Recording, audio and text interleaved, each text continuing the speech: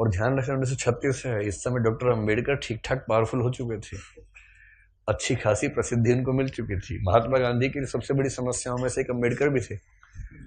अंग्रेज तो थे ही थे, उनसे बड़ी समस्या ये है कि यार अंग्रेजों को भेजो ना, समाज क्यों बदल रहे हो।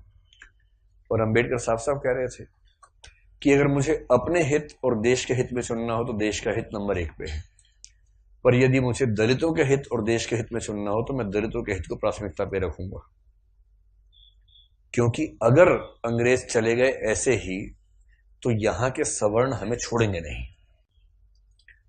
और दलितों की पराधीनता अंग्रेजों के आने से पहले ज्यादा थी, अंग्रेजों की उपस्थिति के समय कम पराधीनता थी। आपको गुस्सा तो आता होगा अंबेडकर पे कई बार, क्या ये कैसा आदमी था, है ना, लेकिन आप तर्क सुनेंगे तो दंग रह जाएंगे, तर्क अच्छे हैं।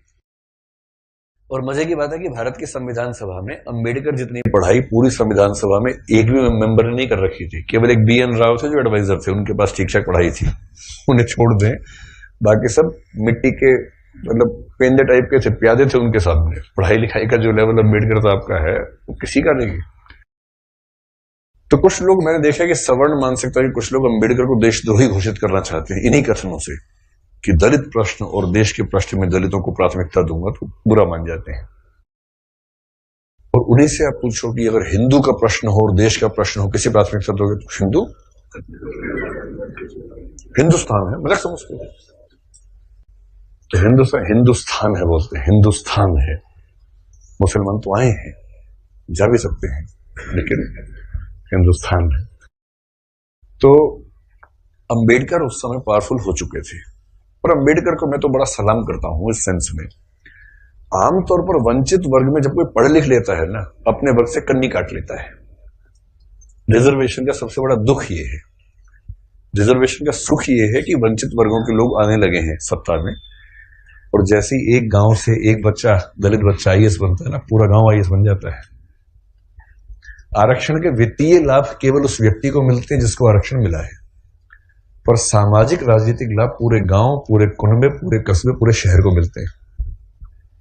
कि हमारे गांव का चंदू IAS बना है, और चंदू वर्ग में मान लीजिए SC ST में आता है, उस दलित जाति के उस गांव के और आसपास के 100 गांव के सब व्यक्तियों के पास कॉन्फिडेंस आ जाता है। कुछ बिगड़ा, चंदू को फोन लगा दिया, चंदू बिटवा देखिए जरा। अब पुलिस वाले ने रोका, लाइसेंस करिए, रुको बात करवाते हैं, ऐसे करके कह रहे किसको फोन करो, चंदू को फोन करो, तो छोड़ दो कोई बात नहीं, आप जाओ, आप गाड़ी कैसे भी ले जाओ, सिर के ऊपर रख के ले जाओ, कोई बात नहीं, हम कुछ नहीं बोलेंगे। कॉन्फिडेंस लेवल बढ़ जाता है। एक रिजर्वेशन का फायदा ये होता है, आर्थिक फायदा नहीं होता, रिजर्वेशन आर्थिक मामला नहीं है, वो सामाजिक राजनीतिक समतलीकरण का मामला है, उसमें उसको देखना है। और अंबेडकर ने, आजकल क्या होता है कि जो बच्चा IAS बनता है सबसे पहले कोशिश करता है कि उसकी जाति किसी को पता ना लगे कि वो रिजर्वेशन में है।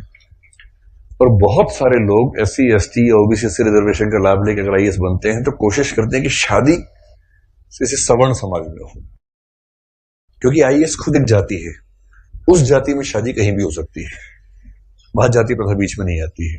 ऐसे IPS भी एक जाति है जो IAS से नीचे ही जाती है, लेकिन ठीक ठाक जाती है, वो भी अपने आप में ठीक ठाक जाती है। जैसे IAS पति IPS पत्नी, लोग कहेंगे हाँ ठीक है, IPS पति IAS पत्नी, तो लोग कहते हैं अच्छा चलो कोई बात नहीं ठीक है फिर इस तरह से मैनेज करते हैं, क्योंकि IPS नीची जाती है, IAS थोड़ी ऊंची जाती है, और IRS और बाकी सब तो बहुत ही नीची जाती हैं।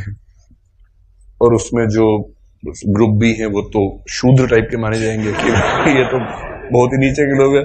बेशक UPSC ने सफलता दी हो, पर ये तो ये नहीं चलेंगे, इनके 10 नंबर कमाए थे, इनको बाहर करो यहाँ से एक प्रकार की जाति व्यवस्था वहां भी है। तो दलित चेतना जो अंबेडकर की वजह से, अंबेडकर का सम्मान क्यों करना चाहिए कि वो इतना पढ़ने लिखने के बाद भी चाहते तो वो भी एक शानदार जिंदगी जी सकते थे, उनको मिल ही रही थी भाई। वो PCS ऑफिसर थे बड़ौदा में, मजाक छोड़ना है, नागपुर में शायद। और जब नागपुर में वो सिविल सेवक बनकर आए, फेलोशिप वहीं से मिली थी पढ़ने के लिए, जब वापस लौटे तो उनको PCS अधिकारी बनाया गया। तो उनको कहा कि आप यहां रहना शुरू कीजिए और काम संभाल लीजिए। अब ये अंबेडकर के सामने सबसे बड़ी समस्या, अगर आप उनकी कभी आत्मकथा पढ़े, मैं कैसे बना, हिंदी अनुवाद उसका ये है उसमें एक प्रसंग है कि नागपुर में रहना है उनको, क्योंकि वो ऑफिसर हैं, उनको अपने रहने के लिए कमरा चाहिए या घर चाहिए। ढूंढ रहे हैं पूरे शहर में, कमरा ही नहीं मिल रहा। लोग पहले पूछते हैं जाति कौन सी है, वो बताते हैं कि महार जाति का हूं, तो भी कमरा नहीं है हमारे पास। हम किसी दलित को कमरा देंगे ही नहीं अपना। ये 1920-30 के दौरान नागपुर शहर की बात है। फिर वो कह रहे कि कई कमरे खारिज होते गए। एक और घर में गए, एक कोई दूसरा ऑफिसर था, वो दिखा रहा था, दोस्त के रूप में हेल्प कर रहा था।